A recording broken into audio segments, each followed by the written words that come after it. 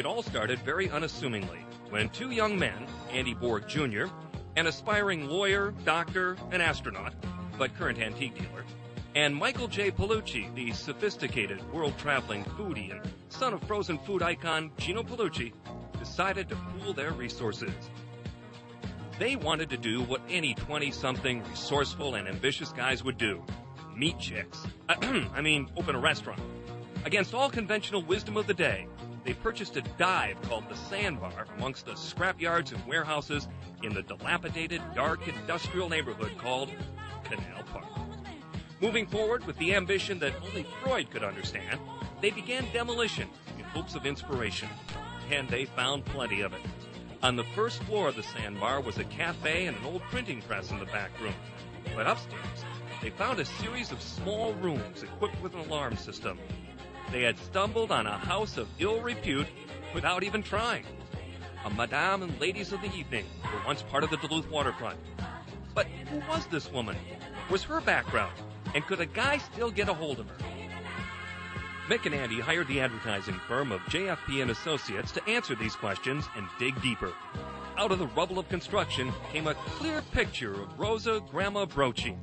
After further investigation, a few cocktails, Grandma's history and background was pieced together. Considering the historians they are, Mick and Andy incorporated Grandma Rosa Brochi's past into the menu, the entrees, the decor, and hiring practices. Imitation was not an option. These were authentic collectibles that would cover the walls. Historical significance in the entire building, and over-the-top food and service was going to set Grandma's apart from any other restaurant. With much fanfare, pomp, and circumstance, the original Grandma's opened on February 8, 1976. It was a defining moment for Grandma's. It was the bicentennial year of our country, and Duluth was celebrating with the tall ship Christian Radek visiting our port. Boy, were we packed that day. Thus began a year of special events and promotions that were to set the tone for the next 3 decades, and being understaffed on a regular basis. There was the first Oktoberfest, a recreation of that German party that still exists at Grandma's today. The first Halloween party, Mexican night, burger night. We even celebrated Come In Naked night. And of course, the lame brain idea of sponsoring a marathon. Who in their right mind would bankroll a bunch of hippies to run an inhumane distance and then celebrate with a beer? Two real athletic supporters like Mick and Andy.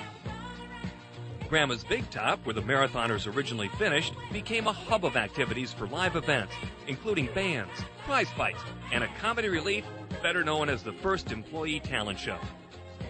These first few years of promotion set a superhuman pace of events, promotions, bonding, relationships, strategic planning, and parties that made you wonder, how long can these guys keep this up? And more importantly, how can I be a part of this action?